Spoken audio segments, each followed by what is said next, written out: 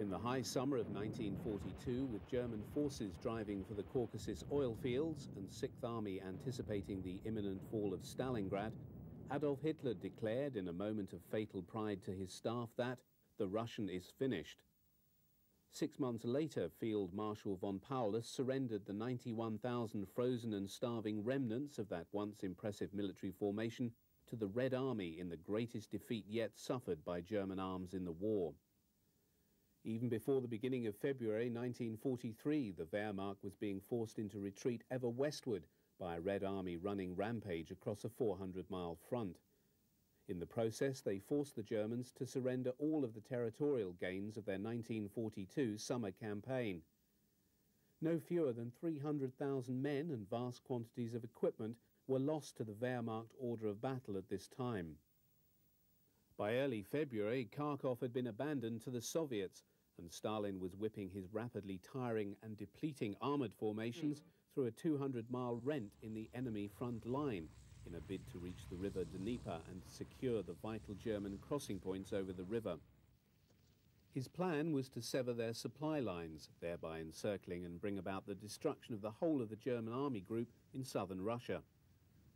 By dint of a redeployment of German armoured forces, Field Marshal von Manstein was able to unleash a counter-offensive against the Soviet forces that encircled and destroyed their armoured formations. By the middle of March, the German forces had retaken Kharkov. With the onset of the thaw, the front line was where it had been in the spring of 1942. Crucial to the success of Manstein's counter-offensive had been the role of the Luftwaffe. Under the command of Field Marshal von Richthofen, Luftflotte 4 had been tied very closely to assisting the Army's efforts. Between February the 20th and 15th of March, a daily average of 1,000 sorties was flown in support of the advancing panzer divisions. FW-190 and Me-109 units were frequently employed in the ground attack role, carrying bombs and strafing Soviet columns. As the Red Air Force had moved further westward in support of its own ground forces, so it had also outrun its supply lines. The reinforced Luftflotte 4 was therefore able to assert air superiority over the advancing German forces. Gun camera footage from this period shows LAG fighters and Sturmovik aircraft being shot down. 1st Gruppe of JG-51 had been the first fighter unit in Russia to re-equip with the FW-190.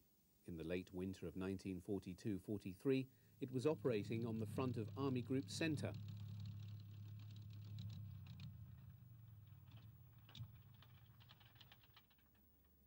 Among the growing losses in Russia was Major Hans Assi Hahn of 2 JG-54, who was forced down behind Russian lines on the 21st of February.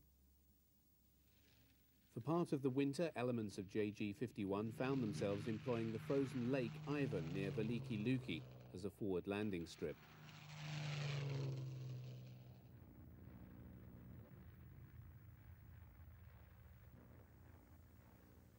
Under the command of General Eisenhower, Anglo-American landings in Algeria and Morocco occurred almost simultaneously with the defeat of the Afrika Korps at El Alamein in late October 1942. Hitler was now prompted by these events to send forces to the theatre, but too late to save the Axis position there. As American and British forces advanced eastwards, the Germans shipped in men and equipment to establish a bridgehead in Tunisia.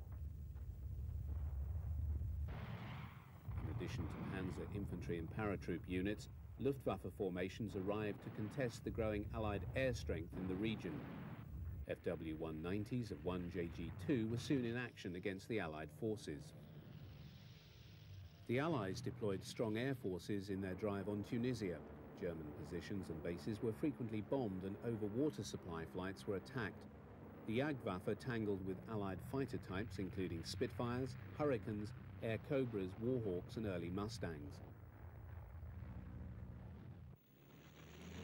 The need to deploy fighter assets in Tunisia led to the rapid transfer of units serving on a variety of fronts. Seen here are early Me-109Gs. Although similar to the Friedrich, the Gustav was deemed by many Jagdflieger to have been a backward step. Fitting a more powerful and heavier DB605 engine to increase top speed had led to a decline in the handling characteristics of the fighter. Notwithstanding its very wide employment by the Luftwaffe, the 109 had never been an easy aircraft to handle. Returning from a successful sortie is Major Kurt Ubben, commander of 111 JG-77 and an ex-Burton who scored his 100th kill on the 14th of January. Ubben would die in combat over France in early 1944 as commander of JG-2. Major Joachim Muncheberg's early 109G mounts two 20mm cannon in underwing gondolas as extra armament. Muncheberg was the commander of JG-77 and his entire Geschwader had been moved to Tunisia from Russia in late October 1942. He's seen here with Field Marshal Albert Kesselring. Seen centre stage and wearing a white cap is another famous ex-Burton, Hauptmann Heinz Baer of 1 JG-77. Of the many ex-Burton lost in the skies over Tunisia, Muncheberg's death on the 23rd of March was most keenly felt. He died in collision with an RAF Spitfire. The P-38 Lightning was one of the new US fighter types encountered by the Luftwaffe over Tunisia and subsequently nicknamed by them the Fork-tailed Devil. At the low and medium altitudes in which most encounters took place in this theatre, the P-38F proved quite successful against Luftwaffe 109s and FW-190s. Me-109Gs are the headquarters detachment of JG-27 and the 3rd Gruppe of JG-27 made up the fighter umbrella provided by the Luftwaffe for the air defence of the Greek mainland and the islands of Crete and Rhodes from late 42 onwards.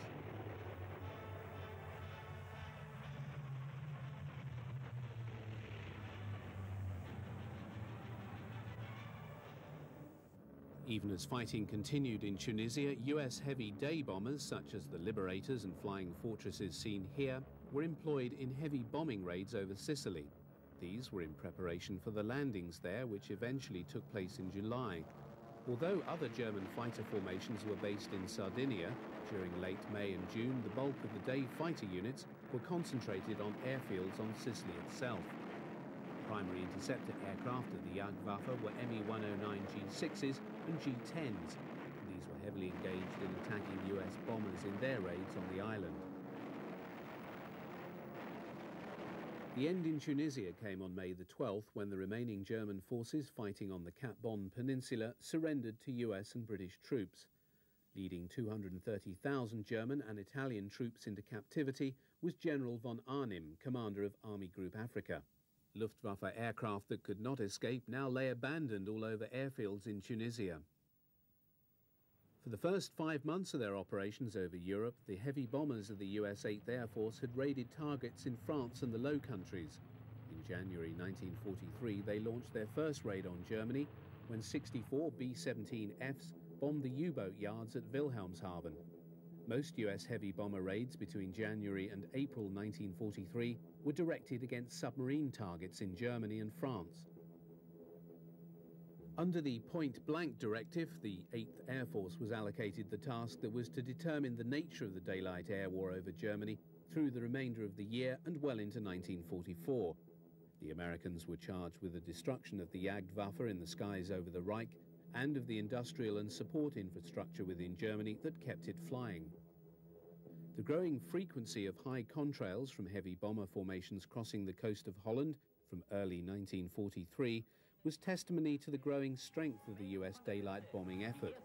In response, Jagdgruppen were pulled back into Germany to defend the skies above the homeland from these intruders. As Germany itself was beyond the flying range of US fighters at this time, the B-17s and B-24s flew into Germany unescorted.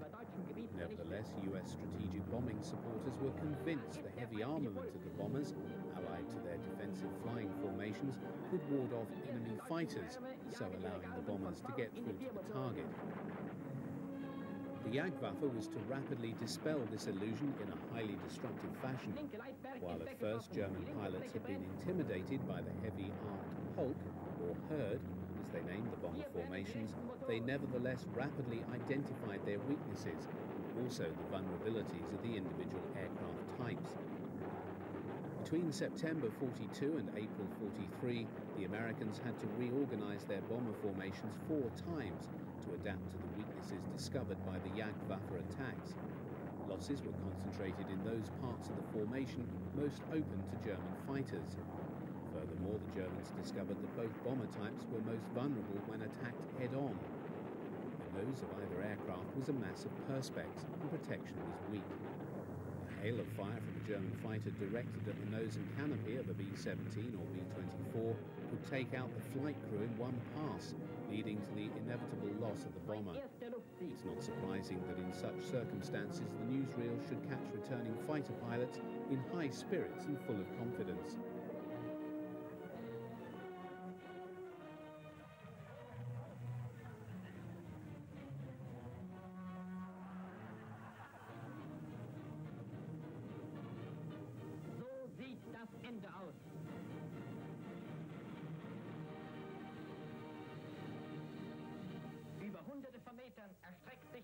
This B-24 Liberator is one of 967 heavy bombers lost over Germany in 1943. On the Eastern Front, the Red Air Force was moving from strength to strength. The improvement in the aircraft types employed by the Soviet Air Force combined with their already overwhelming numerical superiority. This served to erode the technical edge that the Luftwaffe had maintained in the air since June 1941. On July the 5th, the Germans launched Operation Citadel, their last offensive in the east. Although best known for being the largest tank battle of all time, it was also one of the major air battles of the conflict. The Luftwaffe fielded a force of 1,800 aircraft, including 600 day fighters. Although the Battle of Kursk was to see the employment of many new types of fighter aircraft in the Soviet order of battle, no other aircraft came to symbolize the role of the Red Air Force during that conflict than the Ilyushin IL-2 Sturmovik. Entering service in the months before the German invasion, it was produced in greater numbers than any other aircraft type, no fewer than 36,000 leaving the production lines by 1945. It was designed as a ground attack and close support type. It first saw service as a single-seater, and although heavily armoured, the lack of a rear gunner led to it being shot down in vast numbers by the Jagdflieger, and was the principal type to figure among high scores of the Experten on the Eastern Front. Even so, the Germans acknowledged its formidable nature, the ground forces bestowing upon it the title of Schwarzer Tod, or Black Death. The Luftwaffe simply called it the Cementer, in testimony to its capacity to take punishment before being brought down. The variant seen in this footage is the IL-2 Type 3, which appeared in early 1943, being blooded in action in the fighting of Stalingrad. The primary change was the introduction of a rear gunner. At Kursk, Sturmoviks were used to assault German armoured columns at low level. In late 1943, the German public claimed a new hero in the 22-year-old commander of one JG-54, Walter Nowotny. On the 22nd of September 1943, his 218th victory made him the leading German fighter ace. On the 22nd of September, he travelled to Rastenburg to be presented with the swords to his Knight's Cross. Nowotny is at the far end of the line. Also present and standing next to Nowotny was Günter Rahl, who was to emerge by war's end as the Luftwaffe's third highest scoring fighter pilot with 275 victories. Whereas Nowotny was to die in 1944 flying an Me-262, Rahl would survive the war commanding JG-300 and flying the FW-190D9. He was regarded as one of the finest fighter leaders on the Eastern Front and one of its best marksmen. Unlike many of the high-scoring Eastern Front Experten, Rahl also served in the West.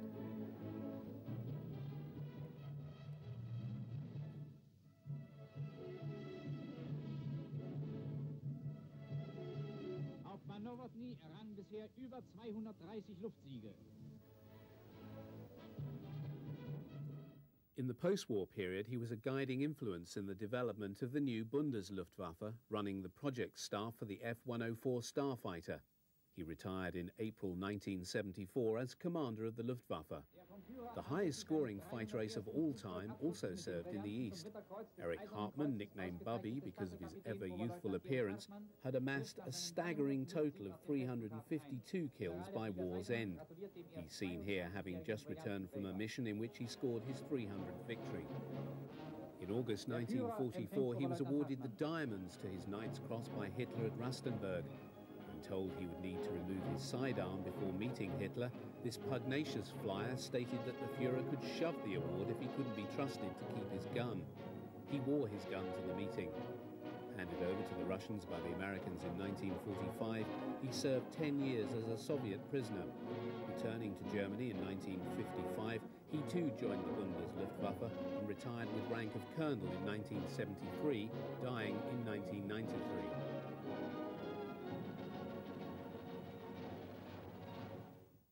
Gerhard Barkhorn with his friend Erich Hartmann. The former was the second highest scoring ace in history with 301 victories.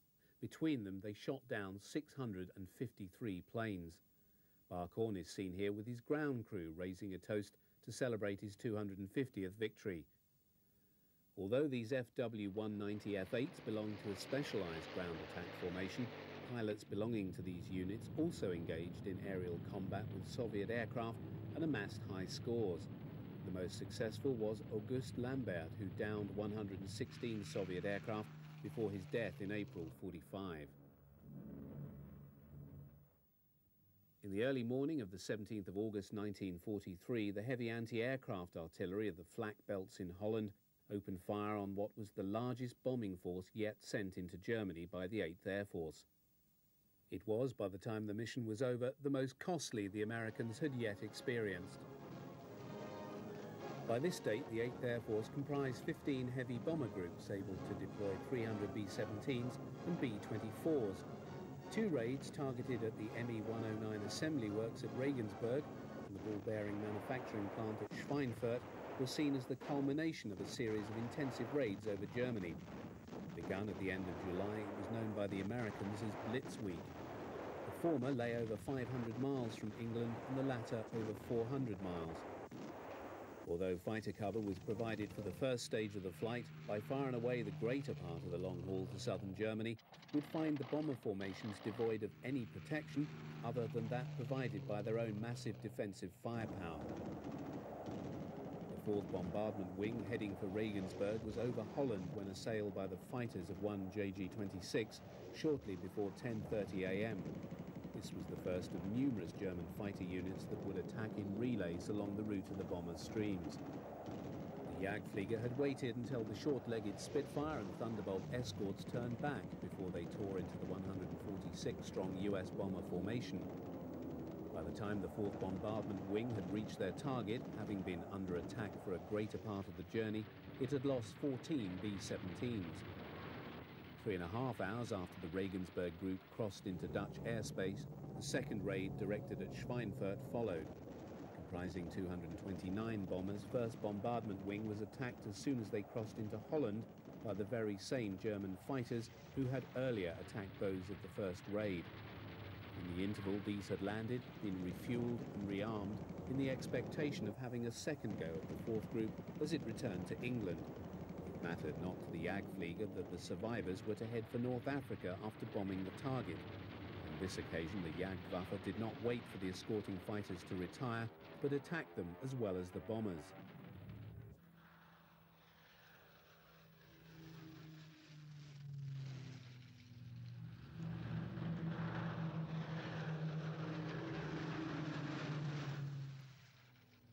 By the time the 1st Bombardment Group had reached Schweinfurt, they'd lost 24 bombers, no less than 11% of the force they'd committed to the raid.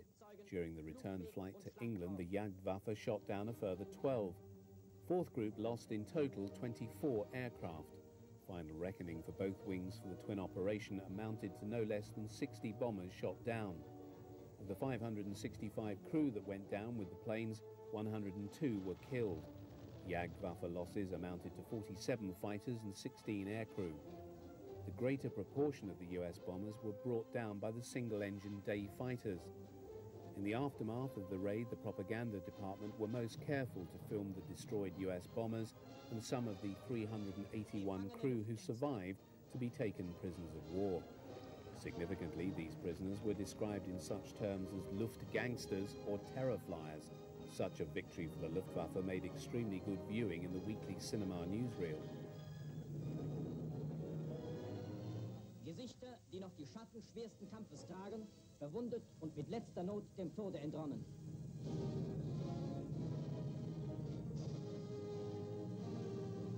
Erstes Verhör.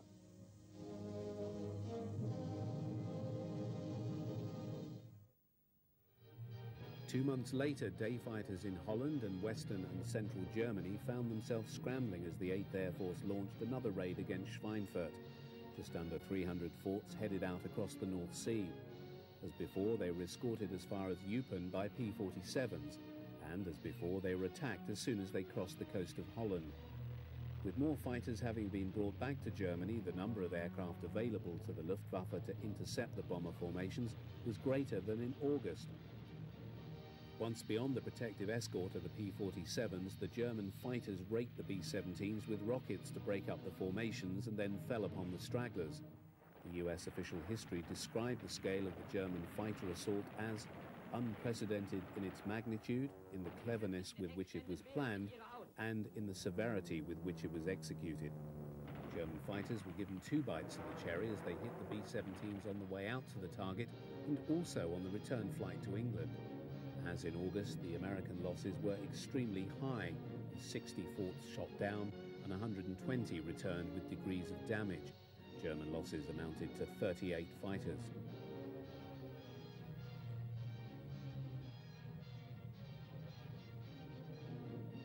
Seen here passing on advice is Hermann Graf, who by 1945 was commander of JG-52 and ended the war as the 9th ranking ace with a score of 212 victories and the diamonds to his Knight's Cross. As the Allied air offensive against Germany grew both in scope and strength, Hitler lambasted and derided Goering for the failure of his Luftwaffe to deal with the enemy bombing raids. Unable to bear his leader's scorn, he in turn looked for scapegoats and once more fell on the Jagdflieger. Accompanied by Field Marshal Milch, who oversaw aircraft production for the Luftwaffe, Goering let it be known in a meeting with Galland and invited unit commanders at Dielen Air Base in Holland that he was less than impressed with their ability to shoot down the big bombers. They had assured him this would pose no problem. So why were they getting through to bomb German cities?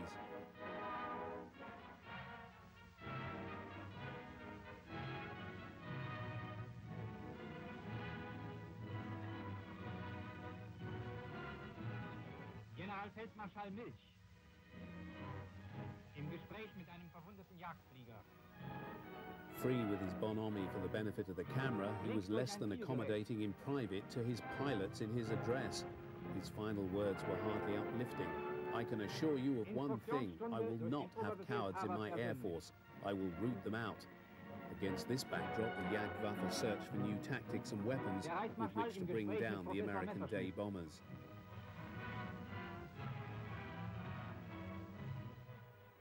For new pilots, the advice offered by veterans who'd taken on the big American bombers may have been the key to their survival.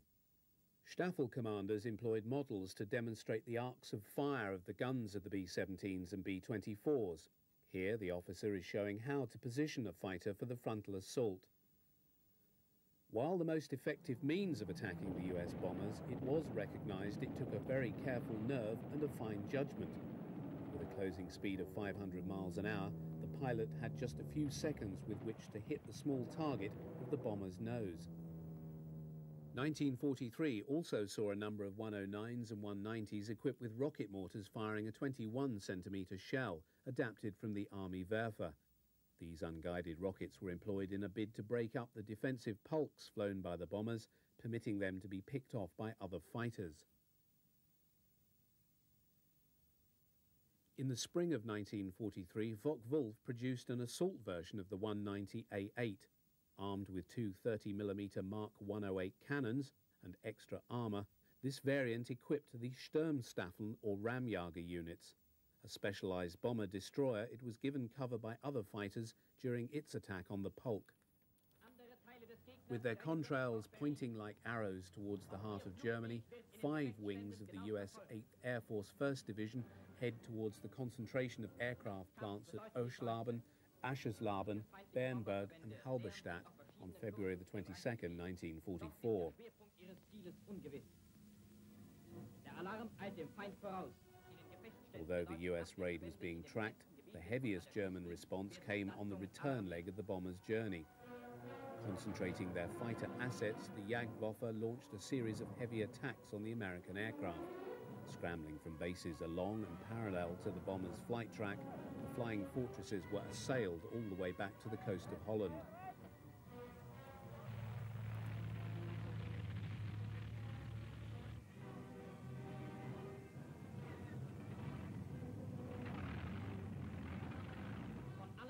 Standen unsere Verbände, den Feind schon lange vor Erreichen seiner vermutlichen Ziele anzugreifen.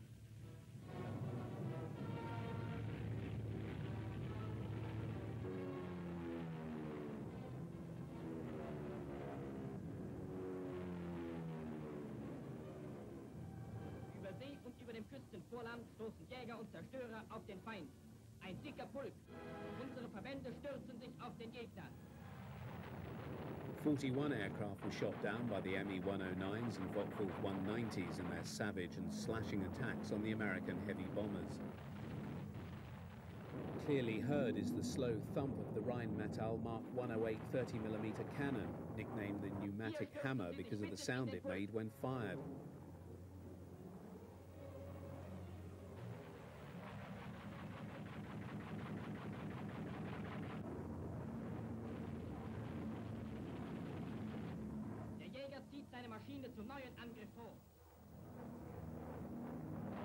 Even though this B-17 has its undercarriage down, the German fighter continues to bore in ever closer in its determination to shoot it down.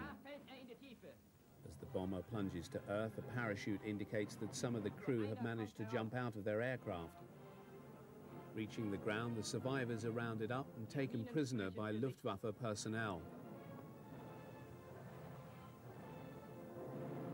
The crewman who was killed is recovered on a stretcher and taken away for burial.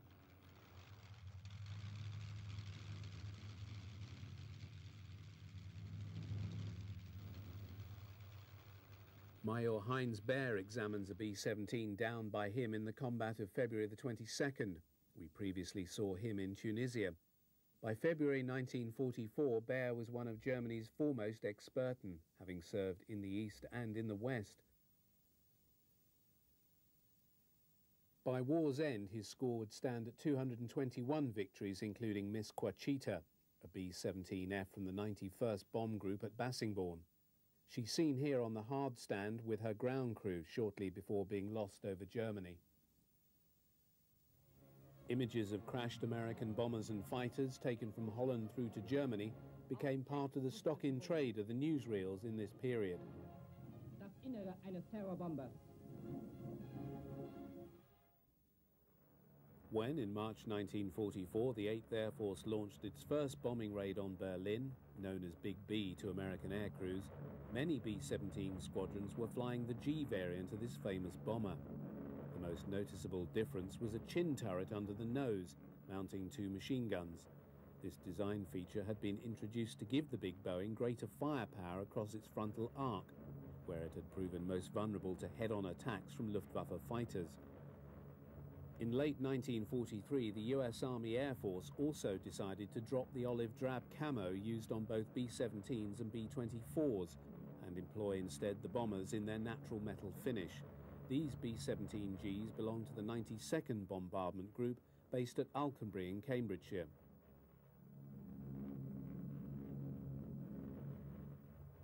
Having taken some hours to assemble their formations over East Anglia, the forts headed out over the North Sea for the coast of Holland. The contrails flow back from their wings, making them visible at great distances. As the bomber streams begin to cross the coast, they cut huge swathes of white across the bright blue sky as hundreds of B-17s and B-24s head towards Germany and Berlin. Miles below and to the north, observers on the flak ships on the Zuider Zee track their passage and send details of their heading and the approximate size of the raiding force to fighter control. As news of the incoming raid is passed on to the fighter bases, those nearest to the bomber streams are placed on full alert.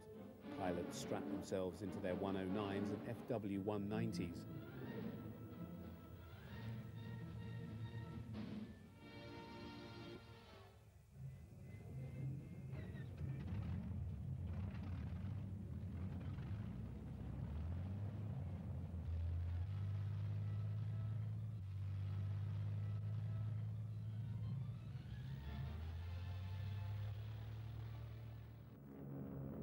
As the American bomber formations take up a heading for Berlin, the long-range warning sees a rush of activity in the capital city as the population remove themselves to the underground bomb shelters.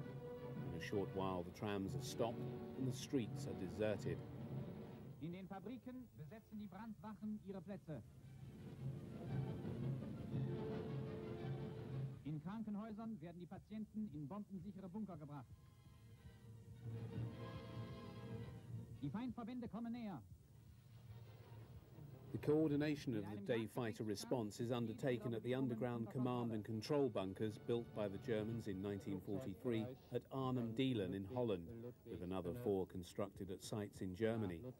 The incoming information was processed and the bomber formation's size, height, speed and direction plotted on large wall maps of Germany that are divided into control boxes.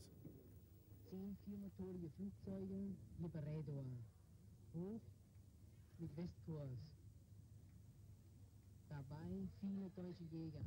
In Ulrich, Ludwig, 3 The plots are continually updated to ensure that the presumed target does not prove to be a feint as the bomber stream diverts to a different target. In the meantime, the first contact is made with the bombers by the Jagdwaffe and the first combat encounter of the raid begins.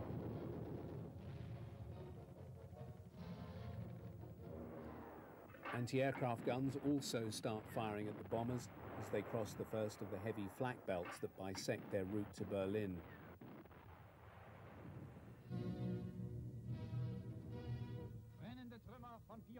German soldiers examine the wreckage of a downed B-17 as the crew are picked up. You're burned. Very dangerous. Is it painful? No, it's not painful. Your name is Philip J. Gibbons. Yes, sir. Gibbons. Are you wounded? Twisted ankle. Twisted ankle, but that's all. You can walk after all. Yes. Weber, gefallener Amerikaner.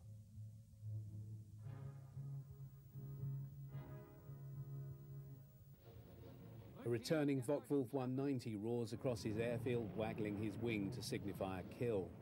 In the tradition of all fighter pilots, he relives his experience for the benefit of his ground crew and other pilots.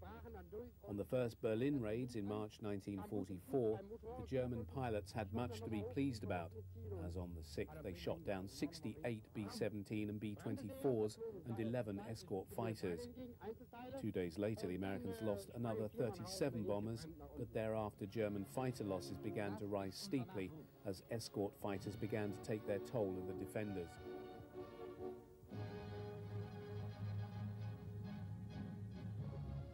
Kommodore Oberst Ösau erzählt uns von ihnen. Giving the Thunderbolt longer legs was achieved when 200-gallon drop tanks were fitted in the summer of 1943. While they could now fly up to 375 miles before turning back, this didn't enable them to run all the way with the bombers to targets much deeper in Germany. Fuel was used up more quickly by staying close to the bombers as they tracked into the Reich, warding off enemy fighters. The Jagdflieger soon learned to feign attacks on the bomber formations to get the P-47s to drop their tanks early, believing combat was imminent. The Germans then pulled away, waited for the big US fighter to turn back as fuel ran low, and only then attacked the B-17s and B-24s. Nemesis for the Jagdwaffe finally came in the form of the P-51 Mustang. Although those seen here are the late model 51Ds of the 355th Fighter Group in April 1945, the earlier B model was first encountered in the long-range escort role by the Luftwaffe in December 1943. This model carried only 4 machine guns. By the spring of '44, the P-51Bs were reaching deep into Germany, having increased their range to 1,200 miles. The introduction of the 6-gunned, longer-ranged bubble canopy D model in May gave the US 8th Air Force a fighter that could range all over Germany and beyond, and which had a higher performance than either the 109 or FW-190. By that time, US pilots had been given the green light to go after the Jagdflieger wherever they could be found. In the first 3 months of 1944, following major operations such as Big Week, losses in the Jagdwaffe began to rise.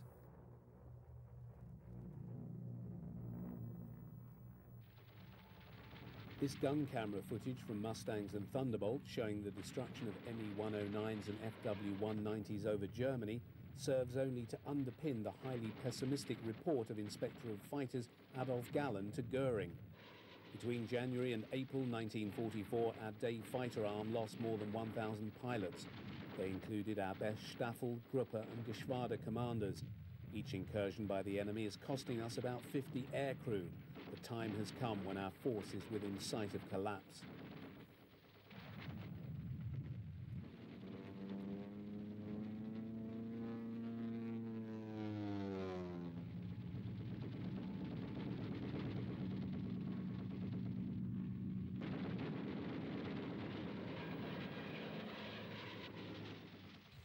Foremost among these losses was Walter Uzo, Geschwader Commodore of JG-1. Described as one of the toughest pilots in the Luftwaffe, Uzo had downed 127 enemy aircraft when he was caught by P-38 Lightnings and Mustangs and brought down near Aachen. Bomber specialist Egon Meyer, the first pilot to destroy 100 planes on the Western Front, was downed in March 1944. Another loss was Hans Phipps Philipp, with 206 victories, shot down the previous October by P-47s over Nordhorn. Losses, however, were not totally one-sided. Gun camera footage taken from Me-109s and FW-190s showed kills over Germany of P-38 Lightnings, P-47 Thunderbolts and P-51D Mustangs.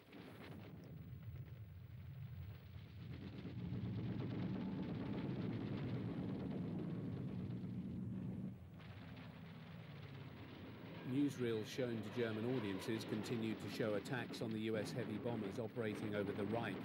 This film is excellent testimony to the destructive firepower of the German fighters when attacking the American heavy bombers.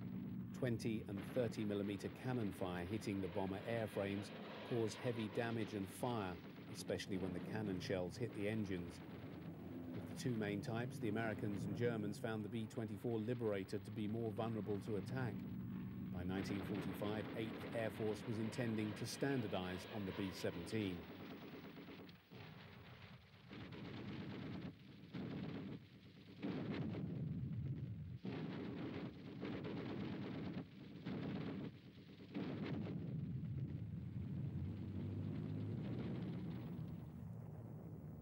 Although now quite long in the tooth and reaching the end of its development life, the Me-109 and its later G and K models was retained in production in 1944 under the Emergency Fighter Program.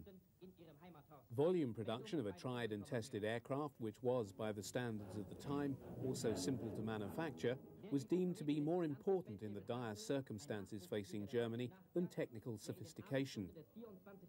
The 109 lay at the heart of Adolf Galland's plan for the production of 3,000 fighters per month. Thus, the 109 soldiered on until the end of the conflict, still the most common mount of the Jagdflieger.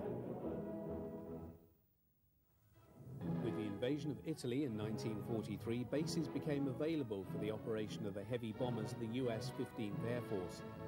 Even though the German army fought a skillful delaying action which slowed down the Allied advance up the peninsula, the skies above Italy could be traversed by Allied aircraft. B-17s and B-24s could take off from southern Italy and fly deep into Austria and Germany. By 1944, there was often coordination between the 8th Air Force in England and the 15th in Italy. An example was on the 22nd of February 1944 when heavy bombers of the 15th Air Force attacked the Messerschmitt Assembly Works at Regensburg.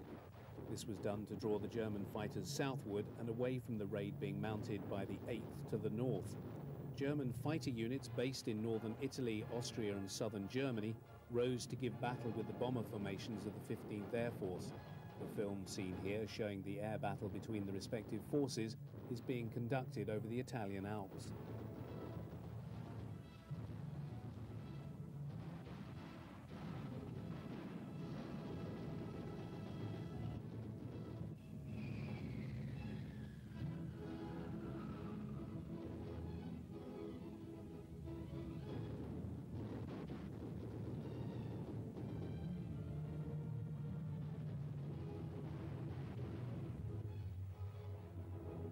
The main German fighter in action here is the 109 G6.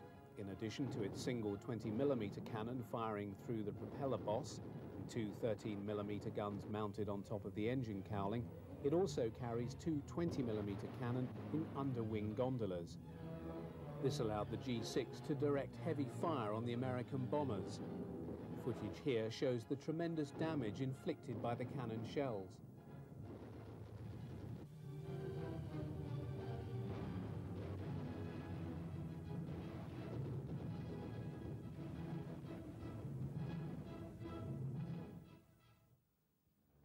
The great benefit of the virtual destruction of the Jagdwaffe in the skies over the Reich by US fighters was the negligible role played by the Luftwaffe on D-Day and in the months following.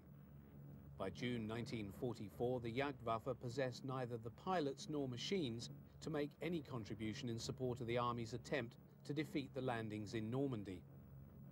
The numbers of German fighters lost in the first 3 months of 1944 amounted to a staggering 3,647 destroyed in combat and in flying accidents. On the eve of D-Day, less than 600 fighters were available to Luftflotte Reich to defend Germany. However, it was the intention to transfer as many as could be spared from Germany to France to contest the Allied landings, even though Germany itself would be rendered totally vulnerable. On June the 6th, the Luftwaffe in France launched 319 sorties against an Allied total of many thousands. Allied air control over the landing beaches was total. Large formations of RAF Spitfires are seen here over the British and Canadian landing beaches, while Thunderbolts and Mustangs gave cover over the US landing beaches. Although German newsreels of the Normandy landing show fighters being scrambled to attack the Allies, the reality was that despite many units being transferred to France, the Jagdwaffe suffered total defeat in the theatre. The few experienced old hands that were left often found themselves leading young pilots with little combat experience, so making them easy prey for experienced Allied pilots. In the absence of the Jagdwaffe, it was left to Luftwaffe flak units to offer protection to the ground forces, and Allied losses over Normandy were noticeable. The large numbers of aircraft engaged on fighter bomber duties operating at low level led to significant losses. US heavy and medium bombers operating in support of the ground troops also fell to German flak, as seen here where an A-20 and B-17G have been brought down.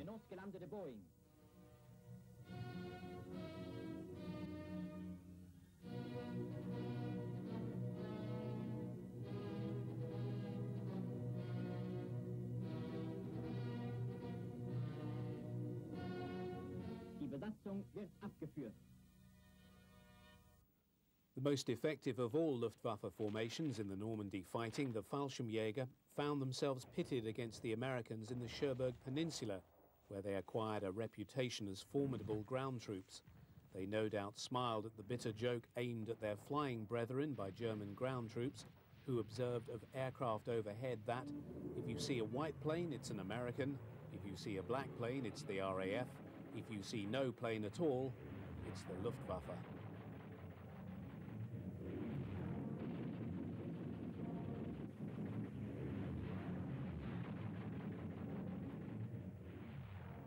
This differed from the image seen back home in Germany on the propaganda newsreels, where 109s and 190s continued to be seen fighting in large numbers against the Western Allies over France. It is clear that much of the footage employed for this purpose was carefully edited using film from an earlier air operation.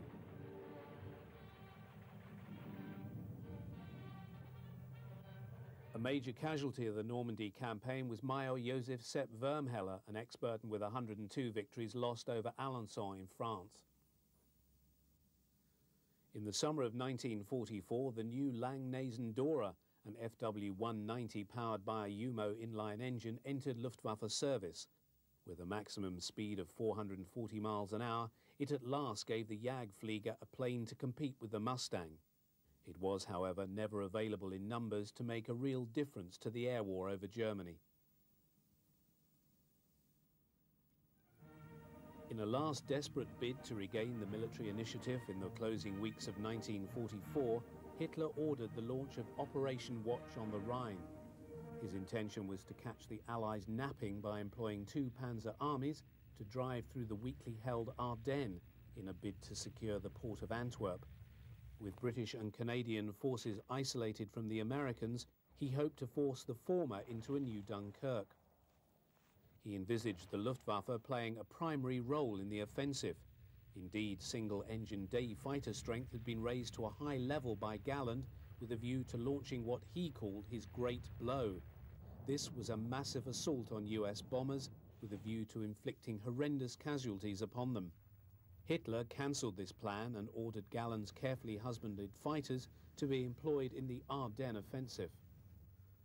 Under the codename of Operation Bodenplatte, 900 fighters and fighter bombers took off on January the 1st, 1945, to attack Allied airfields in Holland and Belgium. Most were Me-109s and FW-190s, including many D-9s carrying bombs or drop tanks. Sweeping across the northern sector of the Bulge, the German fighters then turned to the west and headed for their target airfields. Damage caused to Allied bases was slight. German losses, however, were catastrophic. 300 fighters were shot down and 237 pilots killed, among them men of very great experience. By the end of March 1945, Soviet forces had reached the Oder. The Germans now deployed their rapidly diminishing forces on the Eastern Front along the River Line, in the hope that they could defeat the final Soviet offensive to take Berlin. Alongside the tank and infantry forces of the Army and Waffen-SS flowed in men of the hastily raised Volkssturm formations. Soviet military strength by this stage of the war, and in readiness for their offensive, was overwhelming, and the German efforts merely a forlorn hope.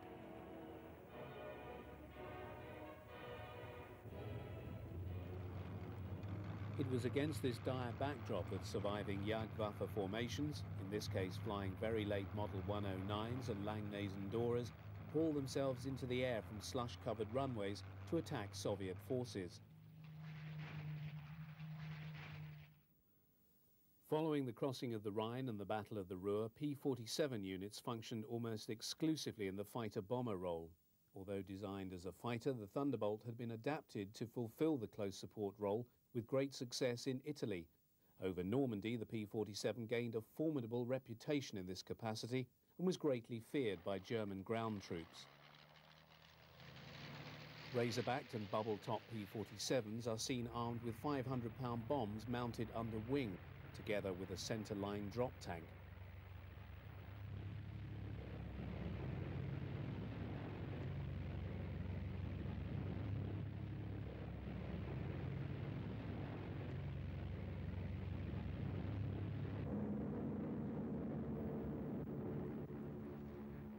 These Thunderbolts are preparing to leave a forward base to strafe targets in support of US ground forces advancing into central and southern Germany. Along with the RAF Typhoon, the Thunderbolt was to emerge as one of the two premier fighter bomber types used by the Allies in the European campaign of 44-45. However, by this time the Luftwaffe had been virtually driven from the skies by the Allied air forces.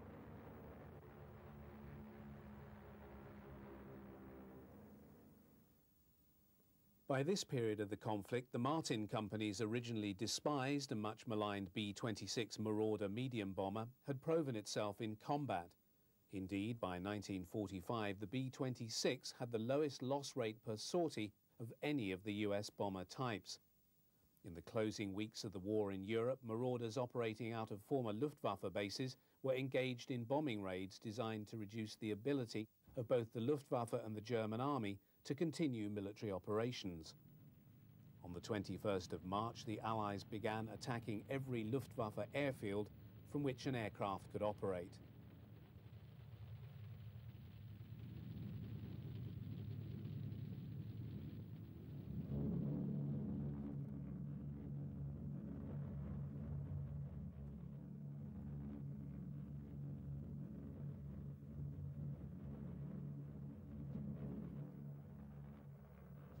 By this time, the bulk of the surviving Luftwaffe formations had been consciously committed to the Eastern Front.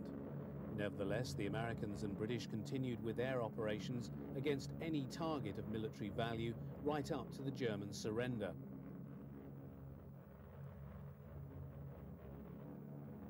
In addition to airfields, bridges, railway sidings, junctions and troop concentration areas were also hit.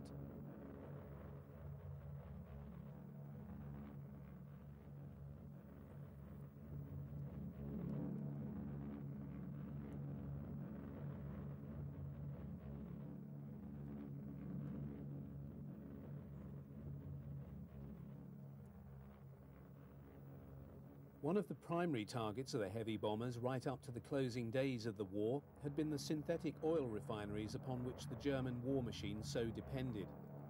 Indeed, perhaps no other target proved to be so detrimental in terms of its consequences in preventing the Luftwaffe from functioning.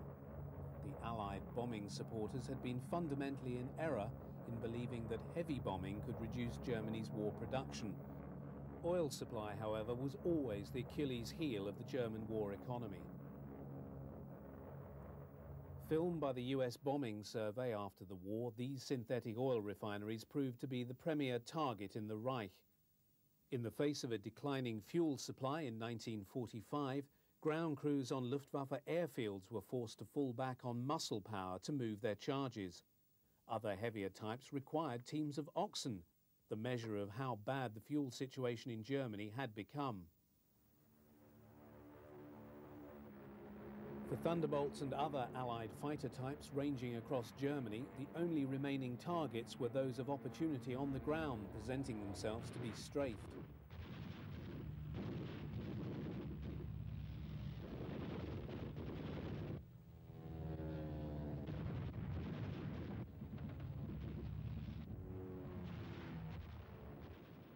All over Western Germany, the results of their handiwork could be found destroyed and abandoned in their hangars across numerous airfields. The occasional Luftwaffe fighter still made it into the air. This FW-190D9 has only moments to live as he's harried and finally brought down by a P-51 Mustang. Its destruction symbolizes that of the whole Jagdwaffe.